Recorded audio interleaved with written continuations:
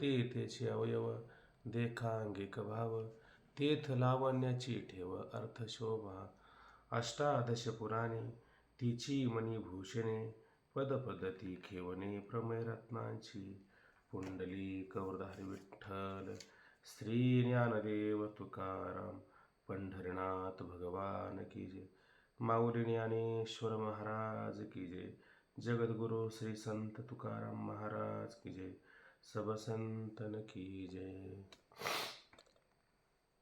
भगवती श्री ज्ञानेश्वरी ज्ञानेश्वरीमध्ये अध्याय 6 आणि 6व्या अध्यायामध्ये आपण काल तैसा देहांकारू नातीला हा समूळ जयाचा नाशिला तोची परमात्मा संचला आधीचे आहे यावरती आपण काल विचार पाहत असताना देहांकार नातीला ज्याचा त्या ठिकाणी पूर्णपणे देहाविषयी जो अभिमान होता जो अहंकार होता तो पूर्णपणे त्या ठिकाणी काय नासलेला आहे। देह दिला देवा, आता हा देह त्याने काय केलेला आहे की हा देह देवाला त्या ठिकाणी देऊन टाकलेला आहे। एखादी गोष्ट आपण ज्यावेळेस ती देवाला देतो ती गोष्ट ज्यावेळेस देवाला देत असताना आपण जर म्हणत असेल का ही मी दिलं तर समजून घ्यायचं हे मी दिलंच नाही। का मी दिलं नाही? कारण मी दिल्याच्या नंतर माझं सुद्धा त्या ठिकाणी राहत नाही। म्हणजे याचा अर्थ काय होतो, त्या ठिकाणी मी पण जातं आणि माझं पण जातं। मी गेलं माझं गेलं।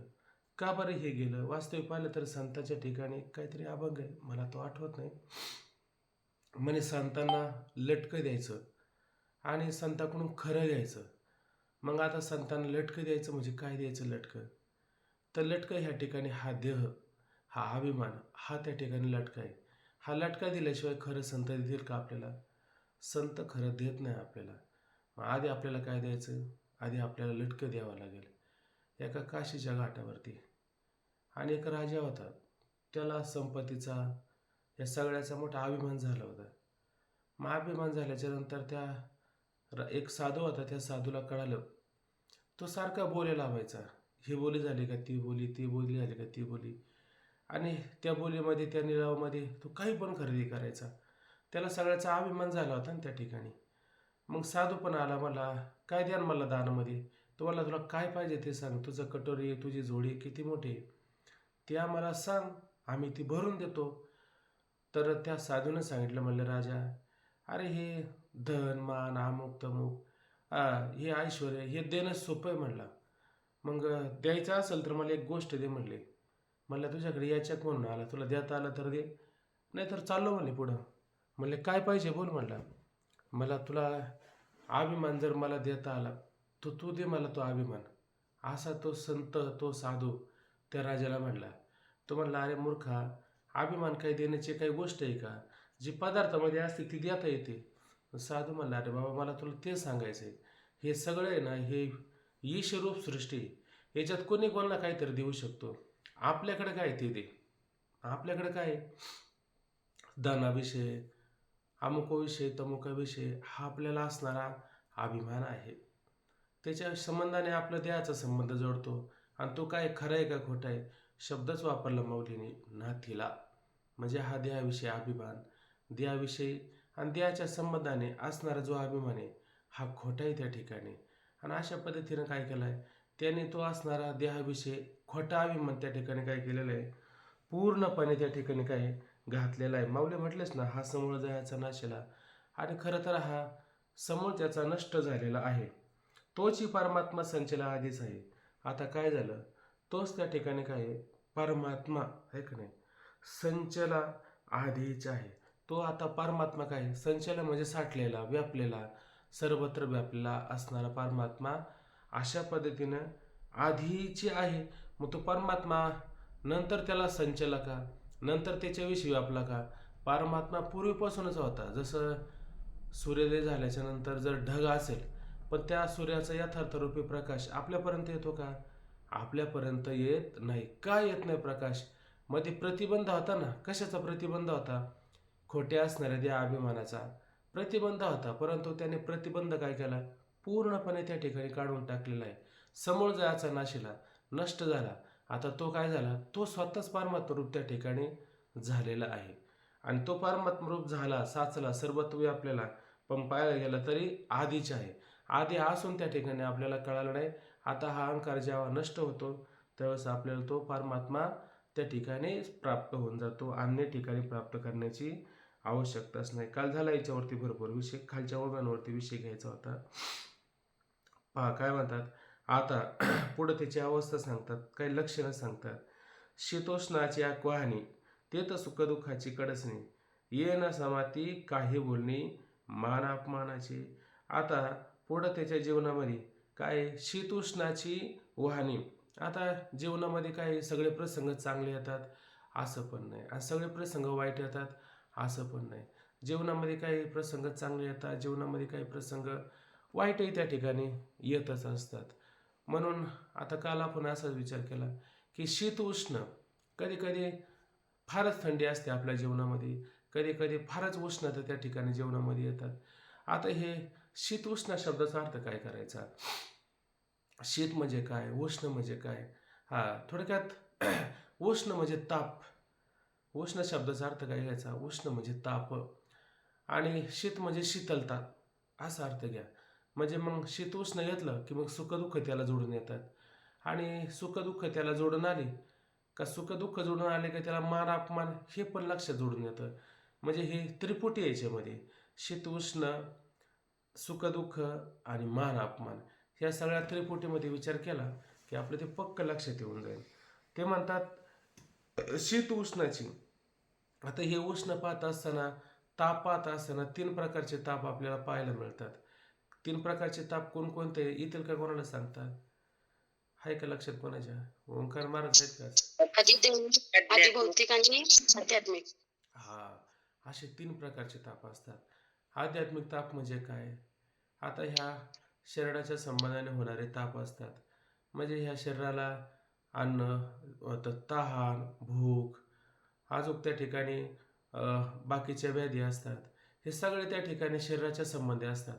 म्हणजे ह्या शरीराला झालेल्या व्याधी दुसऱ्याला काही त्रासदायक नसतात, ते ज्याला झालं त्यानेच त्या ठिकाणी भोगायचं असतं. मग अशा पद्धतीने ह्या शरीराच्या संबंधाने जे सुखदुःख आपलं ज्या ह्या ठिकाणी तहान, भूक, शीत उष्ण वगैरे होत असतात त्याला आध्यात्मिक ताप म्हटलं जातं. आधी भौतिक म्हणजे काय, की जे भौतिक पदार्थ आहे त्या भौतिक पदार्थापासून होणारं दुःख, भौतिक पदार्थापासून होणारा ताप, त्याला आधी भौतिक ताप असं म्हटलं जातं. म्हणजे काय, त्या ठिकाणी चोर, सर्प, व्याघ्र आहे का नाही, हे आपल्या जीवनामध्ये होतच राहतं. म्हणून याला भौतिक त्या ठिकाणी ताप म्हणायचं. आणि आधी दैविक ताप सांगितलेला आहे. आधी दैविक ताप म्हणजे काय, जे दैविक पदार्थापासून होणारा जो ताप असतो त्याला आधी दैविक ताप असं म्हटलं जातं. आधी दैविक ताप सांगत असताना भरपूर त्या ठिकाणी पाऊसच व्हावा, मोठाले पूर व्हावा, भरपूर त्या ठिकाणी मोठमोठे वादळ यावा, भूकंप होणे, अमुक होणं, तमुक होणं, हे सगळं काय कोणी मनुष्य करत नाही, हे काय कोणी चोर करत नाही, हे कोणी सर्प करत नाही. मग हे कोण करतात, हे देव त्या ठिकाणी करत असतात. आणि म्हणून याला आधी दैविक ताप असं म्हटलं जातं. ह्या जीवनामध्ये खऱ्या पद्धतीनं पाहायला गेलं तर ही तीन प्रकारचे ताप, आणि ह्या तीनच प्रकारच्या तापाची निवृत्ती प्रत्येकाला व्हावी. या तापाच्या व्यतिरिक्त बाकीची कोणती निवृत्ती व्हावी असं जीवाला वाटत नाही. पण माऊलींची भाषा शास्त्राच्या पलीकडची, ते एक ओवे कोणाला जर आठवले तर मला सांगा वाटलं तर, ते म्हणले त्रिदोषी सांडिले शरीर, त्रिकुटी फिटले नगर, त्रिदाह निमले अंतर जैसे वय. ह्या तीन गोष्टी नष्ट व्हाव्या असं माऊलींना वाटतं. आता हे त्रिकुटी फिटले नगर, गावामध्ये निंदा, चाहडी, चोरी, ही जी अशा तीन प्रकारच्या गोष्टी असतात. काय, निंदा, गाव जर असत त्या ठिकाणी निंदा नसावी, चाहडी नसावी, आणि चोरी पण नसावी. अशा पद्धतीने त्या गावामध्ये तीन प्रकारच्या गोष्टी असतील तर त्या गावामध्ये सुख समाधान कधी लाभत नाही. का बरं लाभत नाही, निंदा, याची निंदा कर, त्याची निंदा कर, त्याची निंदा कर, अशी जर निंदा केली तर ते गाव कधी समाधान होईल का, होणार नाही. चाडी जर करत राहिली तर होईल का, याचं त्याला सांग, त्याचं त्याला सांग, अशा चाड्या लावल्या तर जमणार नाही. आणि जर गावात चोऱ्या केल्या तर गावाला समाधान आहे का, त्या गावातून, आता हे गाव माहिती आहे ना तुम्हाला, लक्षात येतं ना, आगा शरीराच्या गावा का असं काहीतरी एक शब्द आहे. जयाला गेले पांडवा, हे गावच आहे. ह्या गावामध्ये काय नसलं पाहिजे, निंदा त्रिदोषी नसली सांडली पाहिजे. शरीर. हा, हॅलो, 16 अध्यायामध्ये आहे त्रिदोषी सांडली शरीर. त्रिकुटी भेटली नगर, त्रिकुटी भेटले नगर, त्रिदा निवाले त्रिधा अंतर, नेवाले अंतर होत जसे जय होय तर शिवरी. आहे का नाही? त्रिदा निवाले अंतर, जय शिवरी. हा म्हणजे हे अंतर जैसे होय. हा, मग हे त्रिकुटी भेटले पाहिजे. त्रिदाह, आता हे दाह म्हणजे काय? त्रिधा तीन दाह म्हणजे हे दाह म्हणजे ताप. कोणतं? आध्यात्मिक, आदिभौतिक आणि आदिदैविक. मग आता आध्यात्मिक. तीन कुटी कळले आपल्याला, आहे का नाही? त्रिकुटी कळली, हम्म. तीन दाह, आणि अजून काय कळलं पाहिजे आपल्याला त्याच्यामध्ये? त्रिदोष, 3 प्रकारचे दोष असतात. कोणकोणते? कफ, वात आणि पित्त. हे पण नष्ट झालं पाहिजे. आता हे आपलं शरीर म्हणजेच गाव, लक्षात घ्यायचं. यामध्ये हे 3 असणारे दोष, हे पण नष्ट झाले पाहिजे. त्रिकुटी पण नष्ट झाली पाहिजे, आहे का नाही? त्रिकुटी, त्रिदोष, अजून काय? त्रिदाह, हे त्या ठिकाणी संपले पाहिजे. शास्त्राने फक्त एवढं सांगितले, पण माऊलीने काय केलं? त्याच्यापेक्षा पलीकडे सांगून दिलं. म्हणून अशा पद्धतीनं हे जे आहेत, हे 3 दाह कशा निवृत्त होतील? हे 3 दाह जर निवृत्त करायचे जर झाले तर हे व्यावहारिक उपायाने निवृत्त होऊ शकत नाही. या 3 दाहाला लोक व्यावहारिक उपायाने निवृत्त करण्याचा प्रयत्न करतात. मग ते काय म्हणतात, जर तुम्हाला फार तहान लागली, भूक लागली, तर तुम्ही काय करा? म्हणजे अन्न पाणी घ्या. ठीक आहे, अन्न पाणी घेतलं. मग अन्न पाणी घेतल्याच्या नंतर हे दोष जातील का आपले? कोणी म्हणला, मी लहान असताना जेवलो, लहान असताना पाणी पिलो, त्यावेळेस पाणी पिलो, आता परत पाणी पिण्याची, जेवणाची गरजच नाही, असं कधी झालं का? म्हणजे हे व्यावहारिक लौकिक उपायाने याची निवृत्ती होईल का? होतच नाही. आधी भौतिक दुःख, भौतिक पदार्थ, चोर, व्याघ्र, सर्प जर आले आणि त्याला या ठिकाणी आध्यात्मिक गोष्टी या सगळ्या सांगितल्या, त्याला मान्य होतील का? होणारच नाही. एकदा चोर हाकलून घातला, आहे का नाही, तो दुसऱ्या दिवशी येऊ शकत नाही का? चोर येऊ शकत नाही का? सर्प येऊ शकत नाही का? मग ह्या व्यावहारिक उपायाने याची निवृत्ती होईल का? याची निवृत्ती होणार नाही.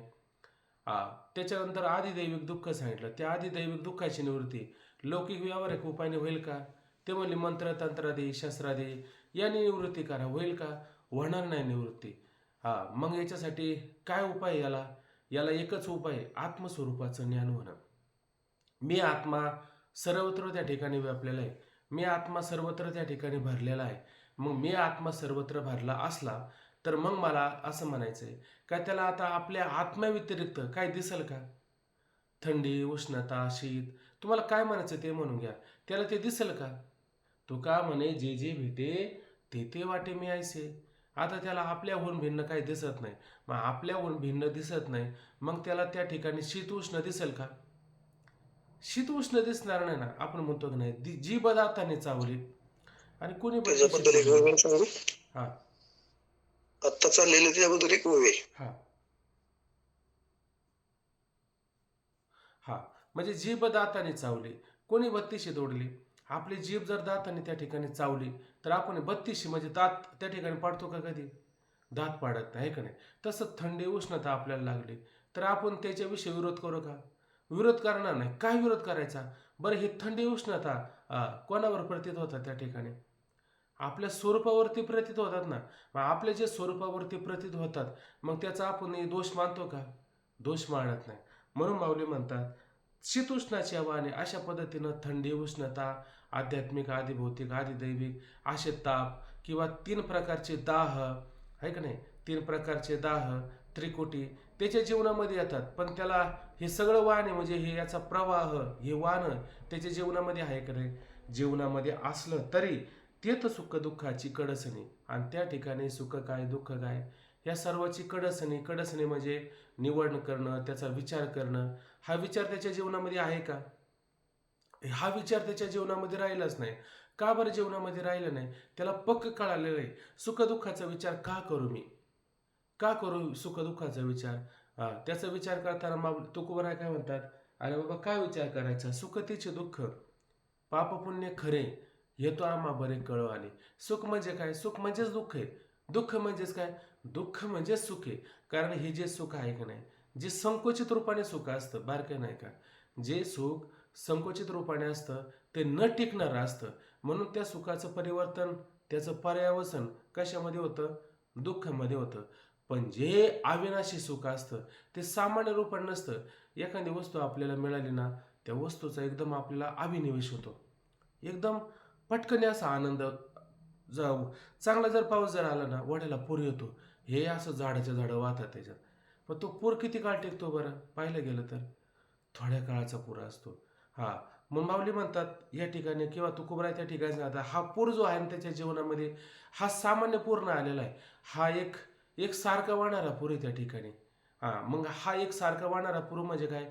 आताच ओवे सांगितलेले त्रिकुटी त्रिदाह त्रिदोष ज्याच्या जीवनामध्ये नष्ट झालेले, त्याच्या जीवनामध्ये आता मला सांगा जो आनंद होणार आहे तो कसा आनंद होणार आहे? विशेष स्वरूपाचा आनंद होईल का एक सारखा आनंद होणार आहे?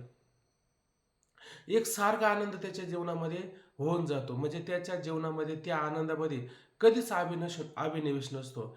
ते तुकोबराय म्हटले की नाही, आनंदाचे डोही आणि आनंद तरंग. आनंदाचं एक डोळे आणि आनंदाचं एक तरंग आहे. तो कसा आहे? अनुभव चित्ता चित्त जाणे. हा काही विशेष रूपाचा नाही, हा सांगण्याचा विषय होऊ शकत नाही. ज्यावेळेस आपल्याला एखादी गोष्ट मिळते आणि मिळाल्याच्या नंतर एकदम आनंद होतो, तो आनंद काय करतो आपण? याला सांग, त्याला सांग, त्याला सांग. याचा अर्थ काय झाला? याचा अर्थ एकच झाला का तो आनंद खोटा होता. तुम्ही ऐकताना बारकाईनं, हा जो एकदम विशेष रूपाचा आनंद तुम्हाला एकदम अचानक प्रगट होतो की नाही, हा आनंद कोणता असतो? हा दिसायला विशेष वाटतो पण असतो सामान्य. आणि सामान्य आनंद होतो ना, हा याला सांग, त्याला सांग, त्याला सांग, असं त्या ठिकाणी म्हणायला सुरुवात होतो. आपण कोणाचा अधिकार पण पाहत नाही आणि त्याला सांगण्याचा प्रयत्न करतो. याचा अर्थ काय? त्या वस्तूविषयी आपल्याला काय झालेलं आहे? अभिनिवेश झालेला आहे. पण याला मात्र कोणत्या प्रकारचा अभिनिवेश नसतो. याचा जो आनंद असतो हा ओरिजिनल आनंद असतो. आणि त्या आनंदाच्या पुढं हे सुख आणि हे दुःख याला तो विचारेल का बरं? मागं गोव्या पाहिल्या की नाही आपण, जो इंद्र भावना ते म्हणे पाबळे. आठवलं तर बघा दुसऱ्या अध्यायामध्ये ओवे आलेले बघा बघा, तुम्हाला आठवतील तर. तो इंद्र भावनाला काय म्हणायचा? पाबळे, आहे का नाही? आणि तो भिल्लाचे त्या भिल्लाच्या असणाऱ्या झोपड्या त्याच्यामध्ये समाधानी होईल का त्या ठिकाणी? समाधानी होणारच नाही ना. का अहो इंद्रभवन आहे का नाही? त्या इंद्रभवनाला जर तुच्छ लेखतो, मग त्या जंगलात असणाऱ्या झोपडीला काय महत्व देणार तो? तो त्या ठिकाणी अमृता ते ठेवी, म्हणजे अमृताला काय करतो? नावं ठेवतो. आणि तो कांजे केवी सेवी, आणि ते कांजे त्या ठिकाणी कसं काय सेवन करेल बरं? करणार नाही. तसंही त्याच्या जीवनामध्ये हे सुख काय, हे दुःख काय, हे सगळे सामान्य नाही, हे त्याच्या जीवनामध्ये पूर्णपणे नगण्य आहे. याला फार विशेष महत्व नाही. म्हणून त्या सुखदुःखाला त्या ठिकाणी तो विचार करत नाही, त्याची कोणत्याच प्रकारची तो निवड करत नाही. ये न समाती काही बोलणे माना अपमानाची. आणि हे सर्व न समाती म्हणजे त्या ठिकाणी मावत नाही, त्याच्या ठिकाणी संभवत नाही. काय संभवत नाही बरं? म्हटले काही बोलणे माना अपमानाची. आणि त्याच्या ठिकाणी मान म्हणा, अपमान म्हणा, सुख म्हणा, दुःख म्हणा, हे त्याच्या ठिकाणी राहील का? हे त्याच्या ठिकाणी राहणार नाही. आताच बोलून गेलो की नाही, सुख त्याचे दुःख पाप पुण्य खरे, येतो आम्हा बरे कळू आले. का बरं कळू आले? त्यांना पक्क कळले सुख पाप पुण्य सुख दुःखाची मंडळी. हे सुख आणि दुःख हे कशाला परिणाम करतात? सुख आणि दुःख कशामुळं? पाप पुण्यामुळे ना. मग हे पाप पुण्य म्हणजे काय? सुख दुःखाची मंडळी. हे सुख झालं म्हणजे त्या ठिकाणी पुण्य केलं आपण तर स्वर्गाला जातो, आणि स्वर्गाच्या भोगे सरत नरक. स्वर्गाचा भोग संपला रे संपला का लगेच नरक आला. म्हणजे एका बळे धाव घेते. पुण्य निर्माण झाला का स्वर्ग, आणि पाप निर्माण झाला का नरक. हे एका बळी धाव घेते. याचं बळ झालं का त्याचं बळ. त्याच्या बळाने आपल्याला स्वर्गाला नेतो, आणि याच्या बळाने आपल्याला नरकाला आणतो. तुकोबरा म्हणतात कौतुक डोळा पाहिले. हे सगळं काय पाहिलं? मोठ्या नवलाचं पाहिलं, मोठं कौतुकाचं पाहिलं. या अशा पद्धतीनं हा काळ त्या जीवाला काय करतो? नाचवत असतो. आणि संत जे असतात ते काळाच्या याच्यावरती नाचत असतात का? काळाच्या सांगण्यावर बोलण्यावर कधीच नाचत नाही. ते म्हणले काळा दिला पाय, आहे का नाही? त्याच्या उलट त्या डोक्यावर पाय देऊन पुढे चालत असतात. म्हणजे काळावरती त्या ठिकाणी अतिक्रमण करून पुढे जात असतात. याचा अर्थ काय होतो? याचा अर्थ एकच होतो की ते सुखदुःखाला मान्य करत नाही, म्हणून त्याची निवडच करायची नाही. ज्याला एखादी गोष्ट मान्य होत नाही ना, तो निवड करेल का त्याची वेगवेगळ्या प्रकारे हे वेगळं ते वेगळं असं करेल का? करणार नाही. त्याला पक्क कळले यार सुख म्हणजे दुःख आहे. मग निवड का करायची? निवड करायची नाही, कारण त्याच्या ठिकाणी हे संभवतच नाही निवड करणं सुद्धा. पुढं काय म्हटले त्यांनी? मग त्याच्या जीवनामध्ये मान अपमान हे राहतील का बरं? मान राहत नाही, अपमान राहत नाही. गेले मान अपमान सुख दुःखाचे खंडन. घ्या आता बरोबर आलं का नाही? गेले मान अपमान. हे मान अपमान गेलं, मग सुख दुःखाचं खंडन झालं. मग त्याच्या ठिकाणी सुख दुःखाची द्वंद्व शिल्लक राहतील का? सुख दुःखाची द्वंद्व शिल्लक राहत नाही. मान अपमान हे कोणाचं लक्षण आहे बरं? आत्मस्वरूपाचं लक्षण आहे का? जर मान अपमान हे जर आत्मस्वरूपाचं लक्षण असतं, त्याचा विचार केला असतं. पण मान अपमान आत्मस्वरूपाचं लक्षण नाही. मान अपमान हे मनाचं लक्षण आहे. तुकोबरा म्हणतात, आणि लावल्या ध्यान तीची करी. मान अपमान हे मनाचं लक्षण आहे. लावल्या ध्यान हे मन एखाद्याने आपल्याला चांगलं बोललं, काय करतं मन? सारखं त्याच्याकडे लक्ष लावून राहतं. तो व्यक्ती मला चांगला बोलतो, त्या व्यक्तीकडून मला बसावं वाटतं. माझ्या जीवाची मज भेटू कोणी. आपल्या जीवाची म्हणजे काय? आपल्याला चांगलं म्हणतात ना. पण आता हा त्या ठिकाणी चांगला मिळो नाही तर वाईट भेटू, त्याला त्याची काही कर्तव्य राहिलं का? नाही राहिलं काही कर्तव्य. ते म्हणले काही सज्जनाशी संग काही दुर्जनाशी योग. कधी सज्जन भेटतील कधी दुर्जन भेटतील. ऐक नाही, तुका म्हणे जाणं सुख दुःख ती समान. मग सुख आणि दुःख समान झाले, मग मान अपमान काय राहिलं त्या ठिकाणी? गेले मान अपमान. मान गेला, अपमान गेला, काहीच शिल्लक राहिलं नाही. अवघा ठाऊच सारथा झाला. वनपट जन विजन झाले आम्हा विठ्ठल नामाप्रमाणे. पाहे तिकडं बाप आहे विठ्ठल आणि रखुमाई. जन म्हणा विजन म्हणा, ऐक नाही, म्हणजे जनात म्हणा किंवा जनरहित अवस्था असली किंवा लोक नसली तर आम्हाला काय झाले? विठ्ठल आणि रुक्माई मायबापा समान झालेले. याच्यापेक्षा आम्हाला अन्य काय राहिलं का? वन पट्टन एक भाव. त्या ठिकाणी वन असेल, अरण्य असेल किंवा पट्टण म्हणजे नगर असेल, तर त्या वनात पण राहिलं आणि पट्टण म्हणजे नगरात राहिलं. पण आमचा भाव कधी बदलला का? आमचा भाव कधी बदलत नाही. आपण एकांतामध्ये बसलो की आपला भाव एक वेगळा असतो, आणि लोकांतामध्ये गेलं की आपला भाव एक वेगळा असतो. हे तुम्हीच बारकाईनं ऐका. एकांतामध्ये असलो ना, पार आपण स्वतःला सावरून असतो. एकांतात काय सावरायचं आपल्याला? एकांतात सावरण्याची काय आवश्यकता आहे? आपण स्वतःला सावरलं कुठं पाहिजे बरं? आपणही स्वतःला लोकांतामध्ये सावरलं पाहिजे. का बरं लोकांतामध्ये सावरलं पाहिजे? कारण लोकांतामध्ये गेल्याच्या नंतर वारं जास्त लागतं. का एकांतात वारं जास्त लागतं? एकांतात वारं कधी लागत नाही, लोकांतामध्ये वारं लागतं. लोकांतामध्ये कोण काय म्हणेल कोण काय म्हणेल, लगेच वृत्ती डोलायमान व्हायला सुरुवात होती, लगेच काहीतरी अभिनव व्हायला सुरुवात होती. म्हणून तिथं सावरलं पाहिजे. पण तुकोबराय म्हणले आम्हाला सावरण्याची गरजच नाही राहिली. आम्हाला काय झालं? वनपट्टन एक भाऊ अवघा ठाव सारखा झाला. आता हे सर्व ठिकाण, हे सर्व देश काल वस्तू सगळे एक झालेले आम्हाला. आता ते मात्र भिन्न प्रतीला येत नाही. म्हणून वनपट्टन एक भाऊ अवघा ठाव सारखा झाला. आठव नाही सुख दुःखा. ऐक ना, नाचे तुका कौतुकी. आता आठव राहिलं का सुख दुःखाचं? सुखाचं आठव नाही आणि दुःखाचं आठव नाही. हे सुख दुःखाचं आठव म्हणजे हे शीतोष्णाचं सुख दुःख, याचा आठवच नाही राहिला. आणि म्हणून निवड पण करायची गरज नाही.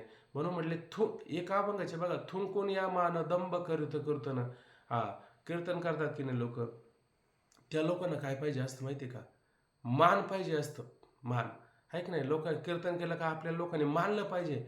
म्हणून ते केली अक्षरांची आटी. तो बरोबर अक्षरांची आटी, शाब्दीय शास्त्रीय पारिभाषिक शब्द असं सगळं जोडून तयार करायचं. का बरं? लोक आपल्याला चांगलं म्हणतील ना. आहे की नाही? म्हणजे मान मिळवण्यासाठी त्या ठिकाणी कीर्तन करतो की नाही. पण ते म्हणले आम्ही तसं कीर्तन करत नाही. मग आधी काय करतो कीर्तन करताना? थुंकून या मान, आहे का नाही, आणि ते दंभ टाकून देतो. आणि मग त्या ठिकाणी दंभे करतो कीर्तन, म्हणजे त्या ठिकाणी मान टाकून दिला पाहिजे. त्यातला दंभ जो येतो तो दंभ त्या ठिकाणी टाकून दिला पाहिजे. फक्त हे फक्त सांगणं वेगळं नाही. तुकोबा म्हणतात कीर्तन करावे तसे करून दावावे. कीर्तन करतो की नाही आपण? करतो कीर्तन. आता हे कीर्तनच आहे, पण नुसतं कीर्तन करतो असं नाही, तसे करून दावावे. तसं त्याला करून दाखवता आलं तर समजायचं त्याचं यथार्थ रूपाने कीर्तन आहे. त्याचं यथार्थ रूपाने त्या ठिकाणी सांगणे. आता कीर्तन म्हणजे आपल्याला एकाच कीर्तनाची सवय झाली ना, आहे का नाही? लावणी, टाळ, श्रुती वगैरे अमुक तमुक हे सगळं म्हणतो आपण. त्याला कीर्तन नाही. कीर्तन अनेक प्रकारचं. तुम्ही नुसतं चिंतन जरी करत असलं, ते तुकोबरांचा अभंगाचे मला आठवत नाही, ते म्हणले पहाटे उठून करीत कीर्तन. ते सुरुवातीला अभंग असा ऐकला, मला हे पहाटे उठून कीर्तन करतात म्हणे. मग पहाटे टाळकरी वगैरे हे सगळे मृदुंग म्हणे हे सगळे कसे काय त्यांना भेटत असेल? त्यावेळेस कळत नव्हतं ना. पण मग ते कळालं, पहाटे उठून करतो कीर्तन म्हणजे काय कीर्तन करायचं? नामस्मरण करणं हे पण एक प्रकारचं काय कीर्तन आहे. पण मी नामस्मरण करतो, त्याच्यामध्ये दंभ होतो ना मनुष्याला, म्हणून तो दंभ पण त्या ठिकाणी झाला नाही पाहिजे. जर ह्या ठिकाणी मान आणि दंभ याची अपेक्षा असेल तर त्याचा मान अपमान मात्र अजून गेलेला नाहीये. याचा अर्थ ह्या संतांच्या ठिकाणी कोणत्या प्रकारचा मान नाही, अपमान नाही. आणि मान अपमानाची काही बोलणे, आता हे काही बोलणं सुद्धा संभवल का त्यांच्या ठिकाणी? काही बोलणं त्या ठिकाणी संभवत नाही. पुढे उदाहरण दिलं, जे जे वाटा सूर्य जाये तेवती तेजाचे विश्व होये, तैसे तया पावे ते आहे तोची म्हणून जे जे वाटा सूर्य जाई. आता काय म्हणतात माऊली या ठिकाणी की हा सूर्य जे आहे काय होतो, जे वाटा सूर्य जाई. आता ज्या वाटेने वास्तविक पाहिलं तर सूर्य काय कोणत्या वाटेने जातो का? आपले आहे का नाही मग ते काय तुकोबरांचा अभंगच आहे, मोडून या वाटा सूक्ष्म दुस्तर. आता ह्या मोठ्या वाटा, आता ह्या छोट्या छोट्या वाटा मोडल्यात आणि मग मोठ्या वाटा तयार केल्यात. असं काय सूर्याची वाट असते का? सूर्याची वगैरे काही वाट नसते. पण सूर्याची वाट म्हणजे काय? सूर्य ज्या मार्गाने जाईल तीच वाट आहे. सूर्य म्हणजे काय? प्रकाश. सूर्य म्हणजे काय? ज्ञान आहे त्या ठिकाणी. आणि तो ज्या वाटेने जाईल त्या ठिकाणी काय एक मार्गच तयार होत असतो. तुकोबराय म्हटलं की नाही की जाऊ नका आडराने ऐशी गरजेती पुराणे. सुरात कोणाला आठवली तर बघा तर तिथं पण एक मार्ग सांगितलेला आहे. म्हणजे हा मार्ग कोणता सांगितला आहे तर काय बहुत या साधू संत काहीतरी बहुत याचे मार्ग गेले असं काहीतरी म्हटलेलं आहे.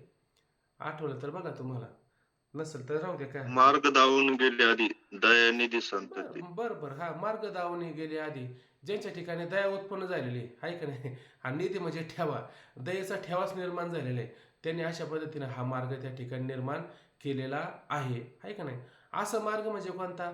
ज्ञानाचा, विचाराचा, भक्तीचा अशा प्रशस्त असणारा मोठा मार्ग. असाच मार्ग ह्या ठिकाणी काय सूर्याचं म्हणजे हे साधू संत काय करतात, जगाला उजाळा देण्याचं काम करतात, जगाला प्रकाशित करण्याचं काम करतात. आणि सूर्य पण काय करतो, जगाला प्रकाशित करण्याचं काम करतात. आता इथं फक्त काय घेतलेलं आहे, दृष्टांत घेतलेला आहे माऊलीने. कशासाठी घेतलाय? आपल्याला सिद्धांत कळावा म्हणून. मग म्हणतात जे जे वाटा सूर्य जाई. आणि सूर्य ज्यावेळेस ज्या वाटेने जातो की नाही, ज्या वाटेने जाताना त्या वाटेने तो सूर्य काय आपल्याला अंधार करून जातो का प्रकाश करून जातो? सूर्य आपल्या वाटेने जात असताना सर्वांना काय करतो? प्रकाश करून जात असतो, प्रकाश देऊन त्या ठिकाणी जात असतो. सूर्य वाटेने प्रकाश करून जाण्यापेक्षा सूर्य ज्या दिशेला उगवतो की नाही ती दिशा काय करते? सर्व दिशांना प्रकाशित करते की नाही.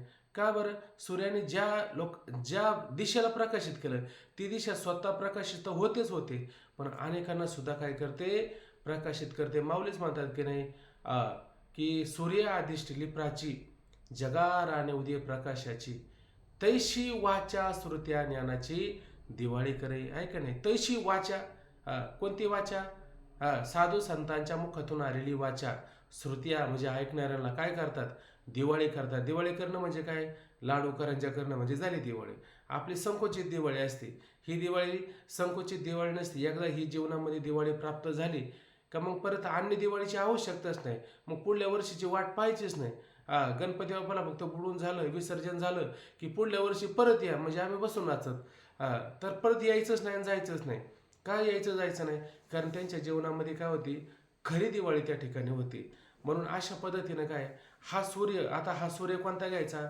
मावळवित विश्वाभासू नवल उदयला चंडांशू आदोय अब्जा निविकासू वंदू. आता ऐक नाही अशा पद्धतीनं काय आद्वय तत्वाचा विकास करणाऱ्या, आद्वय तत्व हे कमळ आहे त्या ठिकाणी. याच कमळाचा काय विकास करणारे ऐक नाही हे कोण आहे? सद्गुरू, हे संत काय प्रकाश देऊन विकास करणारे किंवा त्याच्यात प्रकाश निर्माण करणारे हे संत आहे. आणि सगळा विश्वाचा आभास आहे, त्या आभासाला काय करणारे? नष्ट करणारे आहे. अशा पद्धतीनं असा असणारा सूर्य ज्या वाटेने जातील, हे सूर्य म्हणजे संतरूपी सूर्य घ्या. आणि तेवते तेजाशी विश्व आहे. आणि तेवढा जो भागेकर आहे, संत ज्या गावातून जातील त्या गावामध्ये त्या लोकांचं कल्याण होत नाही का? संत ज्या गावातून जातील त्या गावातील लोकांचं कल्याण होतं ना. आणि ज्या गावातून संत गेलेच नाही त्या गावात कल्याण होईल का? कल्याण होणारच नाही ना. सूर्य ज्या ज्या रस्त्याने जातो, ज्या ज्या मार्गाने जातो त्या भागाला तो सूर्य काय करतो? प्रकाशित करतो की नाही. सूर्य त्या भागाला प्रकाशित करतात. तसं हे संत असे असणारे, अशा लक्षणाने युक्त असणारे संत ज्या भागाला जातील तो भाग काय ते विश्व आहे का नाही ते विश्व तेजाचे वय म्हणजे तो विश्वाचा तेवढा भाग काय होतो, प्रकाशित होत असतो. तैशे अगदी त्याचप्रमाणे आपण तो दृष्टांत सांगतो, सिद्धांत पण बरोबरच घेऊन चाललंय. तैशे तया पावे ते आहे तेची म्हणून. आता काय म्हटलं बघा, आता काय केलं बरं संतांनी. संतांनी आता आपण एक अभंग असा पाहतो तुकोबरायांचा, अनुभव आले अंगा ते या जगा देत असे. आपल्याला जो अनुभव येतो की नाही तो आपण ते जगाला दिला पाहिजे. काय अनुभव आलेला आहे ते म्हणले, संताचा तो महिमा बहुदुर्गम. आठवला अभंग तर सांगा, माझं पाठ नाही. संताचा तो महिमा बहुदुर्गम, शब्दकाचे काम नाही येते. बहुदुधड जरी झाली गाय म्हैस, तरी काय होय कामधेनू. तुका म्हणे येथे, आता पुढचं आठवत नाही मला चरण. हा म्हणजे आठवलं कोणाला तरी सांगा. तर त्याच्यामध्ये काय दिलं, त्या संतांचा महिमा वर्णन करत असताना आधी आपण काय झालं पाहिजे. हा बोला. तुका म्हणे अंगी व्हावे ते आपण. हा तऱ्हेच महिमान येल म्हणजे कळू. कळू. हा म्हणजे तुका म्हणे अंगी व्हावे ते आपण. ते आपण म्हणजे कोण, ते संत आपण झालं पाहिजे. तरच आपल्याला संतांचा महिमा वर्णन करता येईल का नाही, आपल्याला संतांचा महिमा वर्णन करता येईल. जर आपल्याला अनुभवच नाही, आता ते पुढे अनुभवाचे ओवे येणार ना, विज्ञान वगैरे सगळं त्या पद्धतीनं मग आपल्याला कळलं अनुभव काय असतं. पण याच्यात काय घ्यायचं, तरीच ते अंगी जर आलं, आपल्या स्वतःच्या ठिकाणी जर मांडलं, तरच आपण संतांचा यथार्थ रूपाने महिमा वर्णन करू, नाहीतर करता येणार नाही. मग आपल्याला कळलं ते जसं तू म्हणते का नाही, पारधीच्या खुना आणि जाणीत येण्याची साधाव्या. हे का बरं असं म्हटलं, म्हणजे पारधी आहे का नाही, आणि पारधीच्या खुना काय त्या ठिकाणी काढी तो प्रसंग, फासे कुऱ्हाड वाघोरी आणि काढी तो प्रसंगी. तू म्हणता तो पारधी आहे की नाही, तो प्रसंगानुसार काढतो. त्याला कुऱ्हाड कधी काढायची, ज्यावेळेस त्याला कुऱ्हाडीची गरज आहे त्या टायमाला तो कुऱ्हाड काढतो. कधी कधी फासे काढतो, कधी कधी वाघोर काढतो. पण कधी जसा प्रसंग येतो तसं पारधीच्या खुणा जाणीत येण्याची साधाव्या. म्हणजे दुसरा आधी त्याला पारधी व्हावं लागतं, मग त्याला ते कळतं की नाही, त्याला ते कळतं. तसं ह्या ठिकाणी हे कोणाला कळलं, ज्याला त्या संत स्वरूपाचा यथार्थ रूपाने अनुभव आलेला आहे त्याला कळल. काय कळल, की ह्या संतांना आपल्या व्यतिरिक्त जगामध्ये दुसरं काही दिसतच नाही. का बरं दिसना आता जग त्यांना, आहे का नाही. अवघे चित्रलोक्य आनंदची आता, आणि चरणी जगन्नाथा चित्त ठेले. आता चित्त कुठे, जगन्नाथाच्या चरणी. आणि जगन्नाथा चरणी म्हणण्यापेक्षा स्वय जनार्दन त्याची झाले. आता स्वतः जनार्दन झाले का नाही, आता जनार्दनच त्या ठिकाणी झाले. मग जर आपण त्या ठिकाणी जनार्दन होऊ, तर मग मला सांगा आपल्याला जनार्दनाच्या व्यतिरिक्त काय दिसेल का, दिसणारच नाही ना. एखाद्याला त्या ठिकाणी जर ते भूताटकी म्हणा, बरेच असे काहीतरी ते विचार सांडलं जातं. मग त्याला म्हणे पछाडले, त्याला अमुक केले, त्याला तमुक केले. म्हणजे तो झोपता उठता बसता त्याला काय दिसतं बरं त्या ठिकाणी. जाऊ दे, नाही ते कळालं तर त्या कंसाला काय दिसायचं बरं सगळीकडं, कृष्ण कृष्ण कृष्ण कृष्ण कृष्ण सोडून काय दिसायचं का, नाही दिसत, आहे का नाही. म्हणजे त्याला काय दिसतं सगळीकडं, केवळ कृष्णच त्याला त्या ठिकाणी दिसतो. दादा आपले भारी सांगतात, जेवताना कृष्ण, पाणी पिताना कृष्ण, चालताना कृष्ण, उठताना हरे देता बोला, हरे देता बोला, हरे बोता घेता बोला, उठता कांडता सगळं काय करता हरे हरे हरे हरे. तसं त्याला कृष्ण कृष्ण कृष्ण कृष्ण. का बरं असं झालं होतं, कारण त्याचं जेवणच कृष्ण झालं होतं. म्हणून त्याचा जेवणाचा अंत कृष्णमय झाला नाही का, कृष्णमय झालेलं आहे. तसं यांचं सुद्धा काय झालं त्या ठिकाणी, यांचं पण ते झालंय. तैसेच म्हणतात तया पावे, त्याला प्राप्त होतं. काय प्राप्त होतं, ते आहे त्याची म्हणून. ते जे दिसतं का नाही त्याला जगामध्ये वस्तू, ते त्याचं काय आहे, ते त्याचं स्वरूपच आहे. त्याला त्याच्या स्वरूपापेक्षा वेगळं अनुभव, वेगळं त्याला प्रतीती येतच नाही. ते त्याचं स्वरूप आहे का नाही, तेच त्याला प्रतीतीला येतं, तेच त्याला अनुभवला येतं. मगाशीच म्हणून गेलं की तुका म्हणे जे जे भेटे ते ते वाटे मी ऐसे. असं का त्यांना वाटतं, हे विश्वाचे माझे घर ना, हे विश्व त्यांचं काय झालेलं आहे, घर त्या ठिकाणी झालेलं आहे. म्हणून त्या विश्वामध्ये त्यांना स्वतःपेक्षा वेगळं प्रतीतीला येतच नाही काही. पुढे पहा, देखे मेघोनी सुटती धारा, तिया न रूपती जैशी सागरा, तैशी शुभाशुभ योगीश्वरा नव्हती. आणि देखे म्हणजे माऊली म्हणतात पहा, मेघ होणी सुटती वारा. आता हे आकाशामध्ये मेघ आपण पाहतो, हे मेघ तयार झालेले आहेत.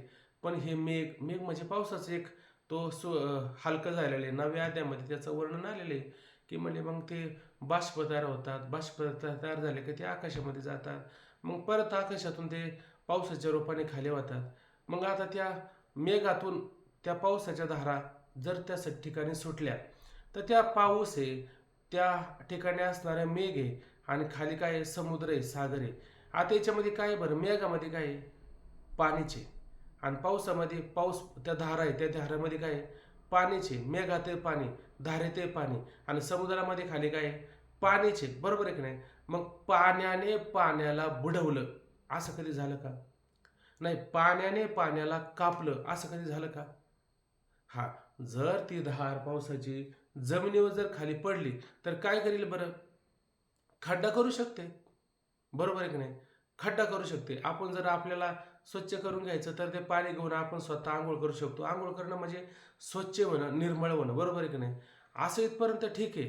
पण त्या पावसाच्या धारेनं आणि समुद्रामध्ये पडावं, आणि समुद्रामध्ये पडून त्या समुद्राला काय करायचं, बुडवून टाकायचं, किंवा त्या समुद्राला त्या ठिकाणी काय करायचं, विजा तयार करायची, किंवा त्याच्यामध्ये खुपणं, किंवा त्याच्यामध्ये घाव करणं. कशाने?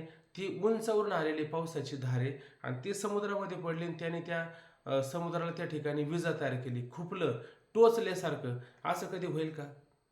कधी होणार नाही. का बरं होणार नाही? कारण ते त्याचं रूपच आहे.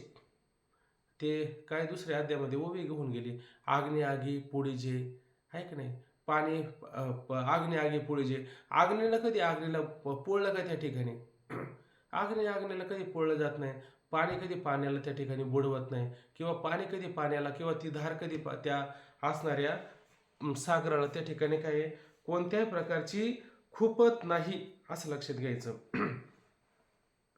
जैशी सागरा न रूपती तैशी शुभा शुभे योगेश्वरा नवती. आणि तसं आता हा कोण सांगितलं या ठिकाणी? योगेश्वर, आहे का नाही. योगेश्वर म्हणजे योग्यांचा असणारा ईश्वर. म्हणजे हा सामान्य योगी सांगितला का? म्हणजे योगी सांगत असताना कसं योगी सांगितलंय? दुसरा अध्याय पाहिला की नाही, समप्त काय त्याला शब्द आलेला बघा, काय समप्त वा काय शब्द आहे बघा बरं, बाळकृष्ण महाराज. समाप्त योग काहीतरी एक श्लोकच आहे त्याच्यामध्ये, मला तो शब्दच आता आठवत नाही. हा बघतो. तैशी, हा, योग उच्चते असा काहीतरी शब्द आलेला आहे. समप्त का काहीतरी असे शब्द आलेले. जाऊ दे, आता मला पण तो आठवत नाही. म्हणजे त्याच्या ठिकाणी काय सगळं सम झालेलं आहे, सगळं त्या ठिकाणी काय झालेलं आहे, सम त्या ठिकाणी झालेलं आहे. आता तिथं विषम त्याला काय वाटतं का? इथं अणु नाही विषम, तुकोबा म्हणतात. अणु सुद्धा त्याला विरुद्ध वाटतो का? अणु सुद्धा विरुद्ध वाटत नाही. अणु सुद्धा काय वाटतं त्याला? सम त्या ठिकाणी वाटतो. जसं तुम्ही म्हणताय की नाही, समचरण दृष्टी विठीवरी साजरे. सम म्हणजे काय? सम म्हणजे विषम नसणं. विषम म्हणजे लक्षात येतं ना तुमच्या, विषम म्हणजे काय? हा चांगला आणि तो वाईट, याचा अर्थ काय झाला? विषम झाला. समप्त योग उच्चते असा काहीतरी शब्द आहे बघा तिथं. म्हणजे त्याला त्या ठिकाणी काय झालेलं आहे, समभाव प्राप्त झालेला आहे. मग त्याच्या जीवनामध्ये शुभ असेल, अशुभ असेल. आता त्या ठिकाणी शुभ घटना घडल्या, किंवा अशुभ त्या ठिकाणी घटना घडल्या. मग शुभ आणि अशुभ घटनेने त्याच्या जीवनामध्ये काही परिवर्तन होईल का? त्याच्या जीवनामध्ये काही बदल होईल का? त्याच्या जीवनामध्ये कोणत्याही प्रकारचा बदल होत नाही. का बदल होत नाही बरं? तो समप्त योगाला प्राप्त झालेला आहे ना. समप्त योग उच्चते, आहे का नाही, असं म्हटलं की नाही त्या ठिकाणी. म्हणजे त्या ठिकाणी त्याची बुद्धीचे सार बघा काहीतरी म्हटले, आता ते आठवत नाही मला, बरेच दिवस झालं पाहिलं नाही आपण त्याच्याकडं. म्हणून त्याच्या ठिकाणी श्लोक आ योगस्थ कुरु कर्माणि संगम त्यक्त्वा धनंजय सिद्ध सिद्ध समभूत्वा समत्वम योग उच्यते. हा, समभूत्व म्हटलं की नाही त्या ठिकाणी. मन भूताच्या ठिकाणी काय समत्व असणारा भाव त्याला त्या ठिकाणी प्राप्त झालेला आहे. मग हे शुभाशुभ, मग त्या ठिकाणी शुभाशुभ घटना काय घडल्या, आणि शुभाशुभ कर्म त्याच्या ठिकाणी काही झाले, त्याच्याशी काही संबंध आहे का त्याचा? काही संबंध राहिला नाही. काहीच त्या ठिकाणी तात्पर्य राहिलेलं नाही. का बरं राहिले नाही? तो स्वतःच म्हणतो की नाही, तैशी शुभाशुभ कर्मे निपजती प्रकृती धर्मे, आहे का नाही. ती शुभ असणारे कर्म, अशुभ असणारे कर्म कोणापासून निर्माण होतात? प्रकृतीपासून निर्माण होतात. का आपल्यापासून निर्माण होतात? आपल्यापासून निर्माण होण्याचं काही कारण नाही. सगळी प्रकृतीपासून निर्माण होतात. आपल्यापासून कोणत्या प्रकारचं कर्म निर्माण होत नाही. मग आपण कर्म करतच नाही. मग शुभ आणि अशुभ कशाचं म्हणता तुम्ही? जर कर्म आपल्यापासून घडलं असतं तर आपण म्हटलं माझ्याकडून हे कर्म चुकीचं झालं, हे कर्म माझ्याकडून चांगलं झालं असं म्हणता आलं असतं. पण आता असं म्हणण्याचं काही कारण राहिलं का? म्हणून संग जो प्रकृतीचा तो त्याग न घडे. आता हा प्रकृतीचा संबंध आहे का नाही? मग प्रकृतीचा संबंध आहे का? कारण प्रकृती म्हणल्यावर ती कर्म करणार की नाही? प्रकृती म्हणल्यावर कर्म करणार. आगा शरीर जरी झाले तरी कर्तव्य घाले. मग उचित का आपले ओसंडावे? मग ते शरीराचं उचित आहे, योग्य आहे, त्या ठिकाणी टाकून चालेल का? चालणार नाही. पण शरीराचं आहे का नाही? हे शरीराचं आहे. आणि आता हा शरीरात राहिला का शरीरापेक्षा वेगळा झालाय? हा शरीरात राहिला नाही. जर हा शरीरामध्ये राहिला तर लक्षात घ्या, याला बाकीच्या गोष्टीच्या ठिकाणी पाहिल्याच्या नंतर सुखदुःख होईल, मान अपमान होईल, आहे का नाही? शुभाशुभतेच्या ठिकाणी भाव निर्माण होईल. पण हा देह अहंकार पूर्णपणे याचा नाथीला म्हणजे नष्ट झालेला आहे, समूळ जायचा नष्ट झालेला आहे. त्याच्या ठिकाणी शुभही राहत नाही, अशुभही राहत नाही. काय शुभ राहत नाही, काय अशुभ राहत नाही? सोन्याकडे पाहिल्याच्या नंतर सोनं कसं असतं आणि लोखंडाकडे पाहिल्या लोखंड कसं असतं? कोणी लोखंडाचे दागिने करून घालतो का अंगावरती? कोणी घालत नाही, ऐक नाही. पर किती गरिबी आली फार आपल्याकडं तर लोखंडाचे दागिने करत नाही, खोटे खोटे गवणे पण सोन्याचेच घालायचे. ते बेंटलेकचे काहीतरी दागिने आपण म्हणतो, ऐक नाही, खोटे गवणे पण सोन्यासारखे दिसले पाहिजे, लोखंडासारखे दिसले असे कधी म्हणतो का आपण? असं कधी म्हणत नाही. पण त्याच्या ठिकाणी हा भाव राहिलाय का? हे लोखंडाचं, हे सोन्याचं, हे फार चांगलं, हे फार वाईट, असं काहीच राहिलेलं नसतं. म्हणून तैशी शुभाशुभ योगेश्वरा आणि नव्हती म्हणजे काय? अन्य राहतच नाही. अन्य राहत नाही म्हणजे काय राहत नाही? अन्य आपलं जे स्वरूप आहे त्या स्वरूपावरून हे चांगलं, हे वाईट, हे सोनं, हे ढेकूळ, आता ते पुढे येणार आहे सगळं, ऐक नाही, हे कणक, हे पाषाण, हे मोती, ही स्त्री, हा पुरुष, असं भाऊ त्याच्या ठिकाणी राहणार आहे का? आपल्या स्वरूपाहून वेगळं प्रतीतला येतच नाही. सगळं प्रतीतला येतं तर कुठे येतं? आपल्या स्वरूपावरती प्रतीतला येतं.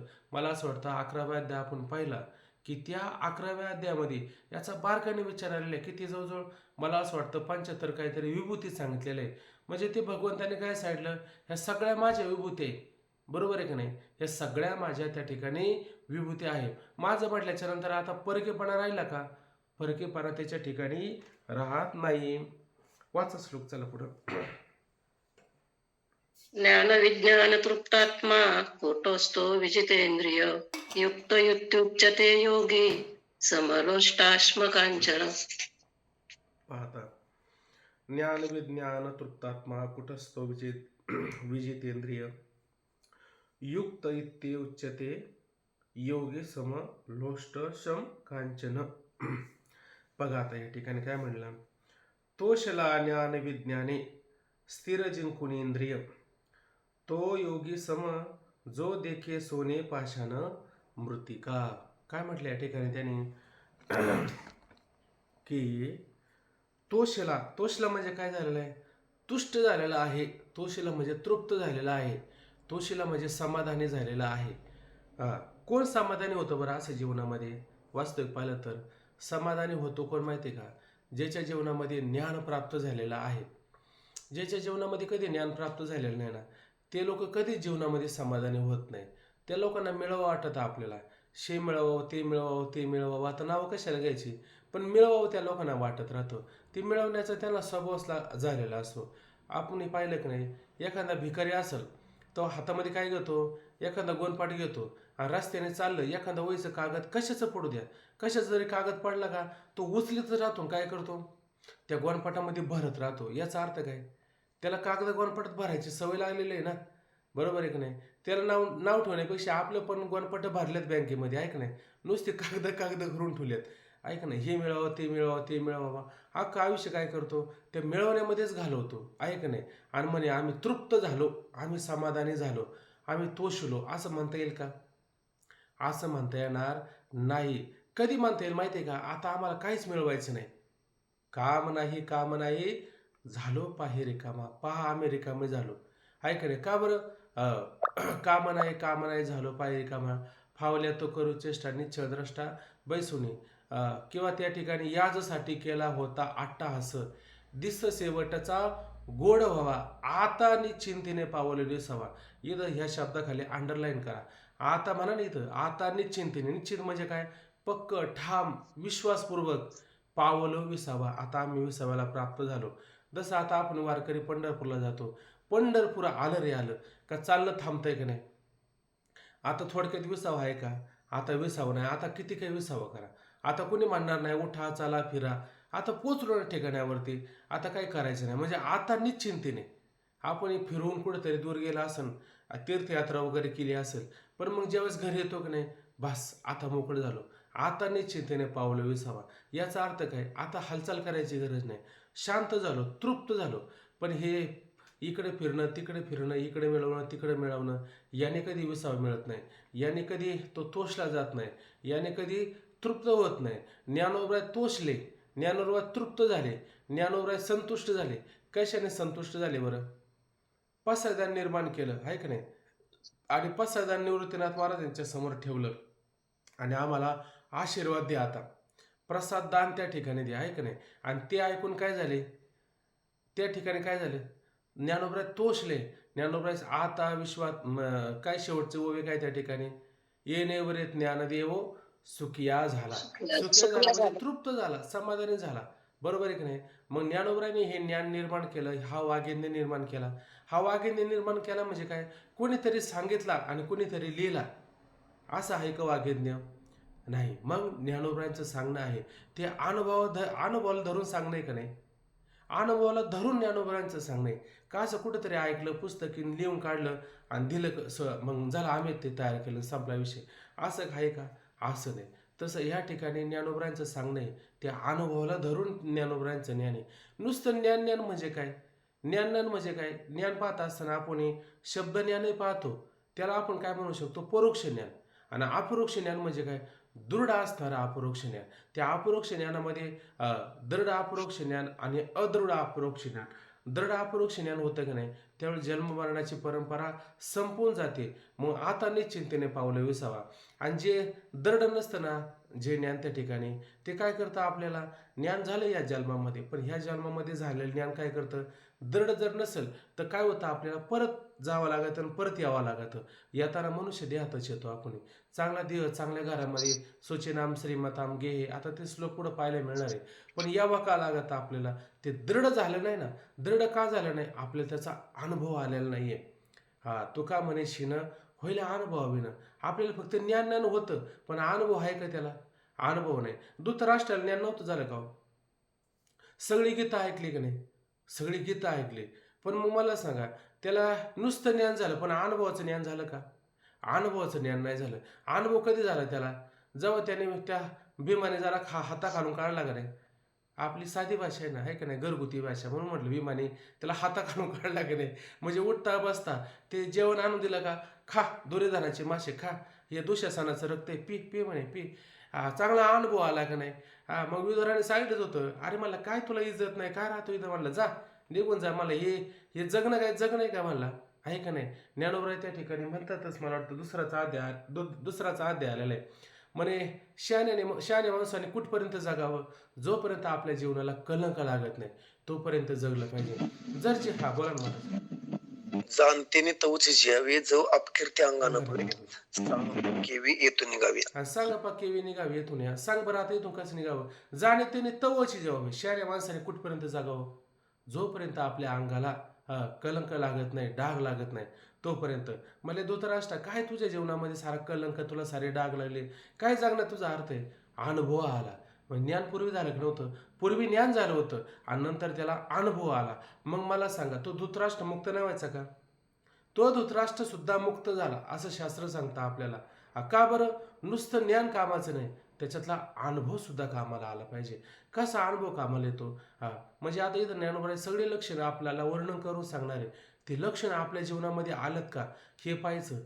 एखादी जर चिंधी जरी आपल्याला कमी पडली आणि त्याच्यासाठी जर डोकं ताण करून घेत असेल तर समजायचं आपल्याला अनुभव आला नाही.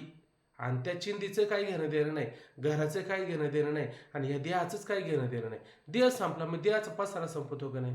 देह संपला का देहाचा पसारा संपतो. मग त्या पसाऱ्यामध्ये कधी कधी जसं अग्नी पाहतो, आपलं लाकूड पाहतो, लाकडीत सूक्ष्म रूपाने अग्नी असतो, तसं हा कधी कधी अहंकार असतो ना, हा सूक्ष्म रूपाने असतो. तो पण आपला अहंकार निघून गेला का ते आधी पाहायचं. लाकूड जळून गेलं, राख झाली, आणि त्या राखाचा ढ्यापसा आता तुम्ही कापसामध्ये ठेवला, तो पेट घेईल का? घेणार नाही. अशी जर आपल्या जीवनात अवस्था होत असेल तर काय समजायचं, आपण ज्ञानाने आणि विज्ञानाने काय झाले, तृप्त झालेलो आहे, तोषलोय त्या ठिकाणी. म्हणून म्हणतात ते काय जातात, तोषले ज्ञान विज्ञाने. ज्ञान पण झाले आणि विज्ञान म्हणजे त्यांना अनुभव पण आलेला आहे. आता हा अनुभव म्हणजे काय, हा संसारातला असणारा अनुभव. मला आता हे वेळ होत चाललाय आणि नंतर जास्त सुचायला सुरुवात होते. मला असं विचारायचंय, तुकोबरांच्या ठिकाणी वैराग्य आहे, नाथ महाराजांच्या ठिकाणी शांती आहे, ज्ञानोबरांच्या ठिकाणी कैवल्य भाव त्या ठिकाणी आहे. ज्ञानोबरांचं आता काय वर्णन करावं, वात्सल्य भाव विशेष रूपाने पाहायला मिळतो, आहे का नाही. हे सगळं त्या ठिकाणी आहे. पण मला सांगायचं, तुकोबरांच्या ठिकाणी वैराग्य आहे, पण हे संसारात आल्यावर कळतं का संसारात नसल्यावर कळतं?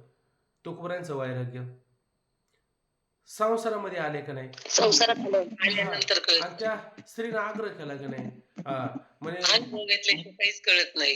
हा, म्हणजे संसारातच वैराग्य, आपल्याला संसारातच हे सगळा अनुभव येतो का नाही. आपल्या ठिकाणी शांती आहे हे कधी कळणार आहे, आपल्याला संसारात यावं लागेल. आपल्या ठिकाणी वैराग्य आहे हे कधी कळणार आपल्याला संसारात यावं लागेल ना, बरोबर आहे की नाही. तुम्ही ह्या संसाराला किती खोटं म्हणा, ह्या संसाराला वाईट म्हणा, ते देगलूरकर महाराजांचं असं ऐकलं. ते म्हणले हा संसार तुम्ही किती मिथ्या म्हणा, तुम्ही त्याला किती लटका म्हणा, पण हा संसार काय करतो, आपल्याला अनुभव देतो. विज्ञान शब्दाचा अर्थ काय घ्यायचा, संसार घ्यायचा, संसाराचा अनुभव घ्यायचा, बरोबर आहे की नाही. तुकोबरांच्या ठिकाणी वैराग्य पाहिलं, पण संसारात पाहिलं आपण. ते म्हटले की नाही, परावी नारे रुक्माई सामान, हे गेले नेमून ठायचेची, जाय होतो माते न करी सायास. याचा अर्थ काय, त्यांना त्यांच्या ठिकाणी वैराग्य, पण कसं वैराग्य, संसाराला धरून वैराग्य, संसारात आलेले, आणि म्हणून त्या ठिकाणी वैराग्य कळतं, म्हणजे प्रपंचात वैराग्य कळतं, असा त्यांचा अनुभव आपल्याला. नाथ महाराजांच्या ठिकाणी आपण पाहतो, यवन अंगावर थुंकला, 108 वेळा थुंकला, बरोबर आहे की नाही. आता ते पान खाऊन थुंकला होता. बरं, पान खायचं म्हणजे लाल व्हायचं, जरा त्याच्यामध्ये काहीतरी मसाला असतो, त्याचा चुना विशेष रूपाने असतो. आता तो चुना लावणं म्हणजे आता 108 वेळा पान खाणं, ते थुंकणं, मग त्याला चुना किती लागला असेल, तोंड त्याचं भाजलं नसेल का. 108 वेळा थुंकला, नाथांच्या शरणागती झाला. शरणागत झाल्याच्या नंतर नाथाने काय केलं, नाथाने त्याला आशीर्वाद दिला, पण तेवढं थांबलं नाही. म्हणले चल, अरे वेड्या, म्हणला तुझं तोंड पोळले, मला माहिती, त्याला पानाला चुना लावा लागतो. हा, म्हणले आता चल घरी. आणि नाथाने घरात गेले, त्याला तो हातामध्ये दिली, आणि मला मध खा, म्हणजे तुझं तोंड काय होईल, शांत होईल, त्याचा दाह शांत होईल. याचा अर्थ काय होतो, ही नाथ महाराजांच्या ठिकाणी शांती. आता नाथ महाराजांचं वैभव सामान्य आहे का, किती त्यांचं वर्णन करून सांगण्यासारखं आहे. मला एवढंच सांगायचंय, हा अनुभव, हे ज्ञान नुसतं ज्ञान नाही, हे संसाराला धरून अनुभव आहे. ते सारखाधिकाच्या आशा किती वाढल्या होत्या बरं, सांगा बरं. पण भगवंतांनी त्यांना एवढं ज्ञान का दिलं नाही बरं, अर्जुनाला का ज्ञान दिलं बरं. अर्जुन संसारातला आहे, अर्जुन संसारातला त्याला अनुभव आहे. युधिष्ठिराला का दिलं नाही बरं, त्याला काय द्यायचं, तो आधीच वैराग्य झालेला आहे, त्याला सगळं मिळालेलं आहे, त्याला देण्याची काही गरज नाही. पण अर्जुनाला असं वाटलं, याला मोह झालेला आहे, इंजेक्शन कोणाला द्यायचं, उपचार कोणावर करायचा, ज्याला आजारी त्याला केला पाहिजे, बरोबर आहे की नाही. म्हणून हे सगळं कोणाला दिलं, अर्जुनाला दिलं. अर्जुनाच्या पुढं प्रसंग उभा झालेला आहे त्या ठिकाणी, म्हणून हे कोणाला दिलं, अर्जुनाला. मग अर्जुनाचं ज्ञान आहे ना, ते अनुभवासहित ज्ञान आहे. म्हणून ह्या ठिकाणी काय म्हणतात, की अशा असणारा पुरुष त्या ठिकाणी काय, ज्ञानी विज्ञानी, ज्ञान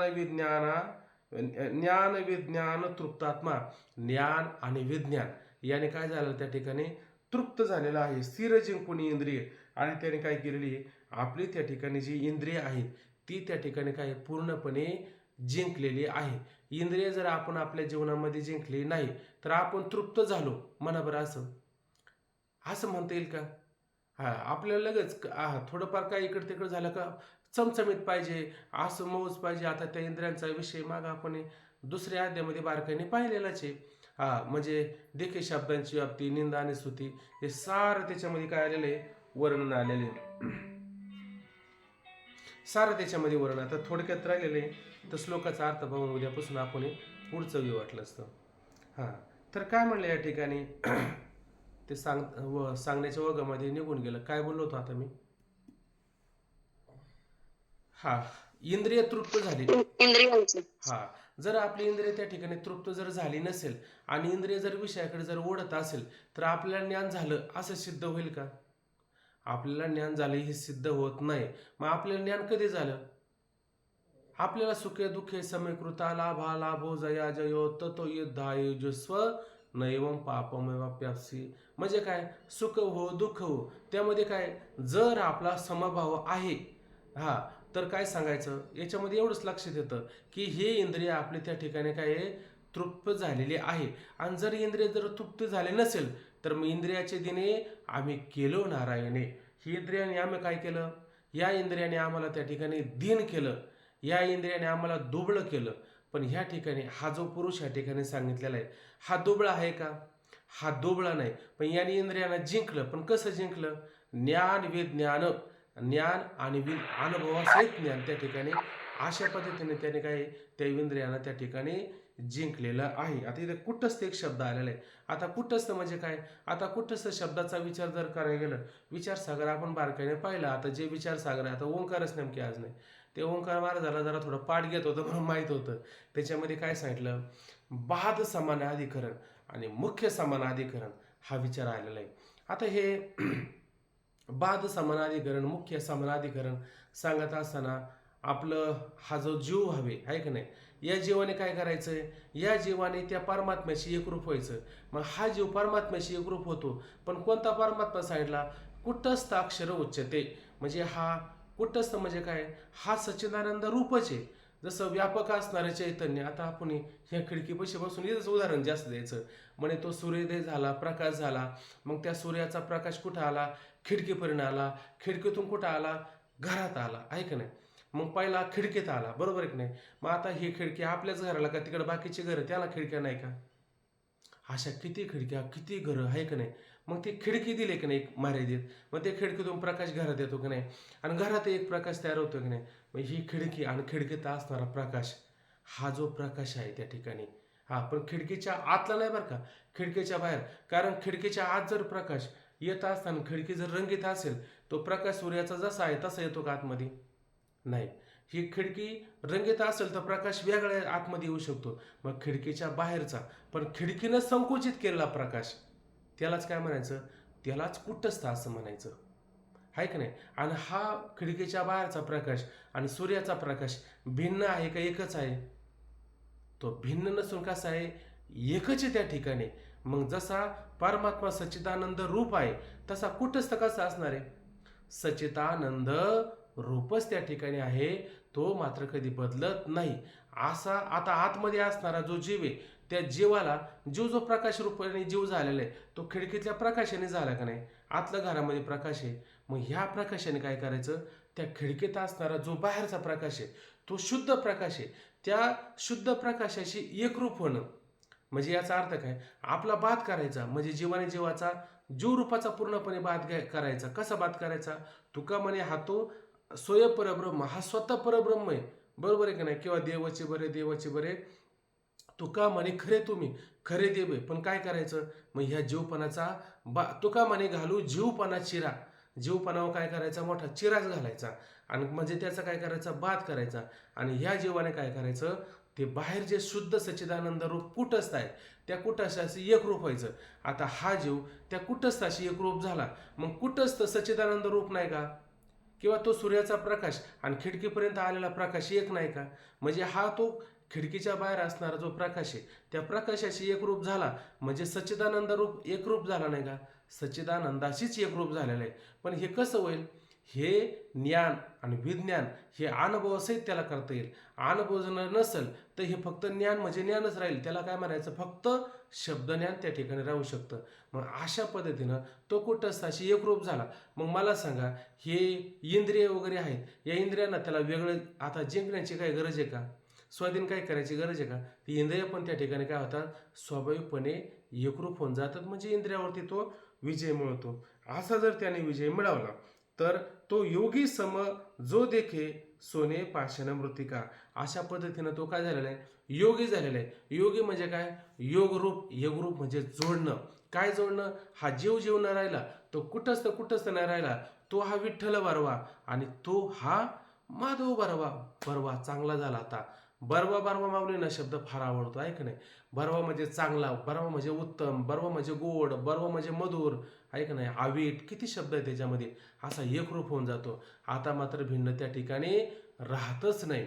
मग आता भिन्न राहत नाही. आता त्या सूर्याचा प्रकाश पडतो, कशावर पडतो बरं, त्याच्या ठिकाणी प्रेताव पडत असेल, गवताव पडत असेल, घराव पडत असेल, दाराव पडत असेल, चांगल्यावर पडत असेल, वाईटावर पडत असेल, आहे की नाही, सोन्यावर पडत असेल, मातीवर पडत असेल, ढेकळावर पडत असेल, पर्वतावर पडत असेल. बरं, मग तो प्रकाश कधी म्हटला का, वाह हा सोन्याचा पर्वत, इथं जास्त प्रकाश पाडा. हे नाही पाहत मेघ हागंदरी शेत, हे हागंदरीचं शेत आहे, इकडं नको पाडायला, इकडे इकडे पाडा. असं कधी पाऊस म्हणतो का? तसं तो प्रकाश इकडं चांगलं आणि इकडं वाईट असं कधी म्हणेल का? असं कधी म्हणत नाही, आहे की नाही. तो प्रकाश जसा म्हणत नाही तसं आता हा तरी म्हणेल का, वाह हे सोनं आहे, हे माणिक आहे, हे मोती आहे, हे अमुक आहे, असा कधी भेद पाहिल का? असा भेद पाहत नाही. म्हणजे याचा अर्थ तो अनुभवाने युक्त आहे. लक्षात घ्या, विज्ञान विसरू नका बरं का. मला हे विज्ञानाला फार महत्त्व द्यायचं इथं का, म्हणजे मग घर आहे आपलं, कपाट आहे आपलं, आणि त्या कपाटामध्ये मग काय करतो, चला सगळं सामान्य म्हणल्यावर मग घ्या बाहेरची घरी, बाहेर असलेले ढेकळे ना, ते ढेकळे घ्या आणि कपाटामध्ये ठेवा आणि कपाटातलं सोनं बाहेर टाका. मग त्याला अनुभव आला असं म्हणता येईल का? म्हणजे त्याच्या क्रिया असतात ते व्यावहारिक रूपाने चांगले असतात की नाही, काही व्यवहाराला सोडून असतात, व्यवहाराला सोडून नाही. म्हणजे समदृष्टी होतो, म्हणजे ढेकळं घेतो आणि घरात ठेवतो, घरातलं सोनं ढेकळ्यात देऊन टाकतो, असं आहे का? असं नाही. म्हणजे तो बुद्ध हो चारोड असतं, त्या ओव्या पण मागं होऊन गेलेले, म्हणजे याच्यामध्ये बदल नाही. पण त्याचा व्यवहार सुद्धा कसे असतात, चोख त्या ठिकाणी असतात. पण ते व्यवहार करत असताना कोणत्याही ठिकाणी आसक्ती राहत नाही. म्हणून म्हणतात तो योगी सम, म्हणजे तो सम पाहतो, सारखे पाहतो. काय पाहतो, सगळ्याला सारखं पाहतो, कोणामध्ये त्या ठिकाणी विषम असं पाहत नाही. कशा कशात देखे म्हणे पहा, सोने पाषाण मृतिका, सोन्यात पाषाणात आणि मृतिकेमध्ये काय पाहत असतो त्या ठिकाणी, सारा त्या ठिकाणी समज त्या ठिकाणी पाहत असतो. सम सोडून दुसरं काही पाहतच नाही. आता याच्यावरती बोलण्यासारखं जरी पुष्कळ असलं तरी आता हे बोलणं आपण उद्याला बोलू, म्हणजे तुमचा जरा विषय तो काय होईल बारकाईनं लक्षात येईल. चला ठीक आहे. पुंडलिक वरदहरी विठ्ठल, श्री ज्ञानदेव तुकाराम, पंढरीनाथ भगवान की जय, माऊली ज्ञानेश्वर महाराज की जय, जगद्गुरु श्री संत तुकाराम महाराज की जय, सर्व संतन की जय. रामकृष्ण रामकृष्ण हरी. रामकृष्ण रामकृष्ण हरी. रामकृष्ण हरी. रामकृष्ण हरी. राधे राधे. रामकृष्ण.